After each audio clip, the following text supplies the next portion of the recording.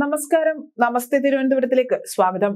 ലോക്സഭാ തെരഞ്ഞെടുപ്പിൽ ബി.ജെ.പിക്ക് കേവല ഭൂരിപക്ഷത്തിനുള്ള 272 സീറ്റുകൾ ലഭിച്ചില്ലെങ്കിൽ എന്ത് ചെയ്യും? എന്താണ് ബി.ജെ.പിയുടെ പ്ലാൻ ബി? വാർത്താ ഏജൻസിയായ ANIക്ക് നൽകിയ അഭിമുഖത്തിനിടെ ഉയർന്ന ചോദ്യത്തിന് അമിത്ഷാ നൽകിയ മറുപടി ഏറ്റെടുത്ത് മാധ്യമങ്ങൾ. എന്നാൽ അത്തരം ഒരു സാഹചര്യത്തിന് ഒരു സാധ്യതയും താൻ കാണുന്നില്ല എന്ന് പറഞ്ഞാണ് അമിത്ഷായുടെ മറുപടി തുടങ്ങിയത്. മോദി സർക്കാർ നൽകിയ ആനുകൂല്യങ്ങളുടെ ഗുണഭോക്താക്കളായ 60 കോടി ജനങ്ങൾ ഉൾപ്പെടുന്ന ശക്തമായ സൈന്യമാണ് അദ്ദേഹത്തിനൊപ്പമുള്ളത്. അവർക്ക് ഒരു ജാതിയുമില്ല, പ്രായ വ്യത്യാസവുമില്ല. മോദി എന്താണെന്നും എന്തുകൊണ്ട് 400-ലധികം സീറ്റുകൾ നൽകണമെന്നും അവർക്ക് അറിയാമെന്നും അമിത്ഷാ പറഞ്ഞു. അതുകൊണ്ട് തന്നെ ബി.ജെ.പിക്ക് പ്ലാൻ ബി ഇല്ല, പ്ലാൻ എ തന്നെ വിജയിക്കുമെന്നും അദ്ദേഹം കൂട്ടിച്ചേർത്തു.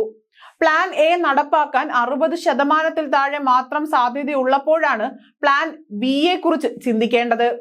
പ്രധാനമന്ത്രി നരേന്ദ്രമോദി വലിയ ഭൂരിപക്ഷത്തോടെ അധികാരത്തിലെത്തുമെന്ന് തനിക്ക് ഉറപ്പുണ്ട് എന്നും അമിത്ഷാ പറഞ്ഞു.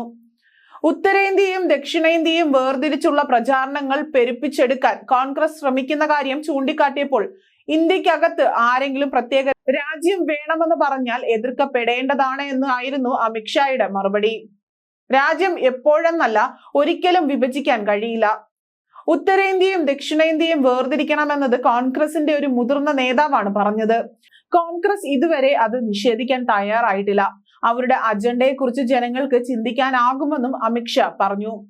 കേരളം, തമിഴ്നാട്, ആന്ധ്ര, തെലങ്കാന, കർണാടക എന്നിവ ഉൾപ്പെടുന്ന ദക്ഷിണേന്ത്യൻ സംസ്ഥാനങ്ങളിൽ ഈ തിരഞ്ഞെടുപ്പിൽ ബി.ജെ.പി ഏറ്റവും വലിയ ഒറ്റകക്ഷിയായി ഉയരുമെന്നും അമിത്ഷാ ഇതിന് മറുപടിയായി കൂട്ടിച്ചേർത്തു.